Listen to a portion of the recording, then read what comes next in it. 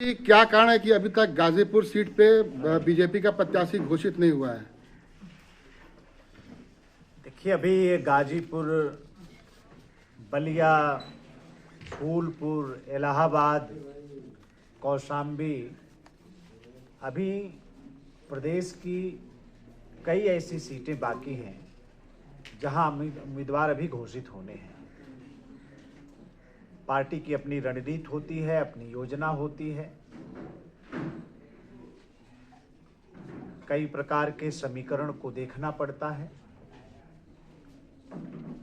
जो वर्ग छूटे रहते हैं उनको भी अवसर देने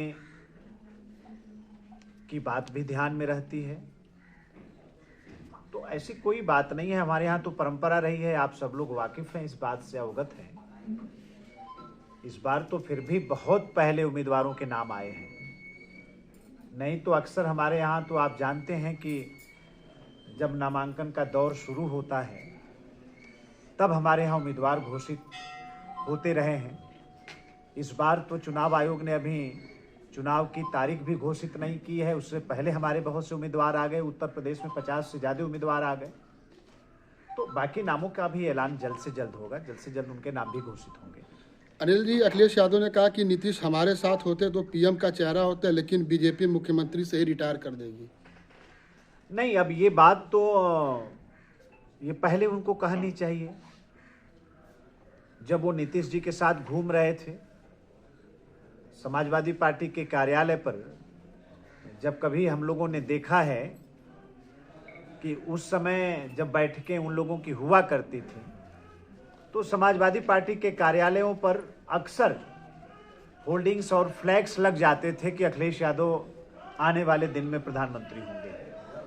तो अब इन सब बातों का देखिए कोई अर्थ नहीं है। नीतीश जी बहुत वरिष्ठ, बहुत अनुभवी और पुराने देश के सम्मानित नेता हैं। अभी अखिलेश यादव जी को बहुत सीखना होगा, तब जाकर नीतीश कुमार के अनुभव के आसपास वो पहुंच जाएंगे।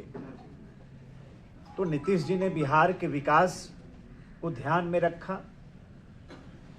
और सबसे बड़ी बात है जो जन भावना है, जो आज माननीय प्रधानमंत्री जी के साथ जुड़ी हुई है।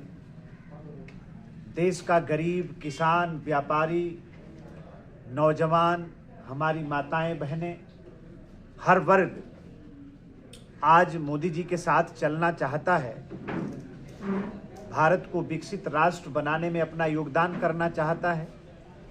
तो ऐसे सब लोग भाजपा के साथ आ रहे हैं। अनिल जी, आपके सहयोगी मंत्री ओम प्रकाश राजभर का बयान है जब से वो मंत्री बने हैं कि अब पीला गमछा पहन के जाइए, थाना कोतवाली में आपको डरने की जरूरत नहीं। ओम प्रकाश जी से मैं ये जरूर कहना चाहता हूँ, अब हमारे वो दल के हिस्सा हैं, सरकार के भी अंग बन गए हैं, कैबिनेट मंत्री हैं, तो कुछ भी कहने से पहले उनको सोचना चाहिए और अपनी पद का गरिमा रखनी चाहिए, उसकी मर्यादा रखनी चाहिए और कोई भी हल्की बात उनको नहीं कहना चाहिए, मेरा ऐसा मानना है।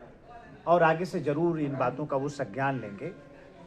अब वो हमारे साथी सम्मानित कैबिनेट मंत्री हैं, तो हल्की बात ना करें, अपनी मर्यादा का ख्याल रखें। अनिल जी, एक आखिरी सवाल, अखिलेश यादव ने यह भी कहा कि बीजेपी सभी पार्टियों को तोड़कर टिकट दे रही है। विधानसभा का चुनाव 2022 का आप सब लोगों को याद होगा, उस समय वो कौन सी भाषा बोलते थे जब उनके यहाँ लोग जा रहे थे। हम लोग फिर कहना चाहते हैं कि माननीय प्रधानमंत्री जी के विजन और उनके मिशन को जो लोग भी स्वीकार कर रहे हैं, जिन लोगों को भी भारत को विकसित राष्ट्र बनाने का जिनके मन में संकल्प और सपना हो, भारत को आत्मनिर्भर बनाने का विचार जो लोग रखते हैं, ऐसे सभी लोगों का भारतीय जनता पार्टी स्वागत करती है। अनिल जी, चुनाव आयुक्त अरुण गोयल का इस्तीफा, क्या कहेंगे? उनका व्यक्तिगत फैसला है, उस पर हम लोगों को टिप्पणी करना ठीक नहीं है। उनके अपने कारण रहे होंगे जिस वजह से उन्होंने इस्तीफा दिया, उस पर कुछ कहना मैं समझता हूँ उचित नहीं। धन्यवाद।